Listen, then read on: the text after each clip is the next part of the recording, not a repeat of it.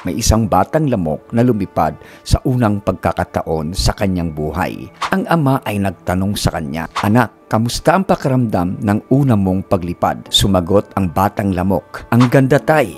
Lahat ay pumapalakpak para sa akin." Sumagot ang ama, "Anak, hindi sila pumapalakpak para sa iyo, kundi gusto kanilang patayin. Habang mas marami silang pumapalakpak, mas tumataas ang tsansa na mahuli at mapatay kanila."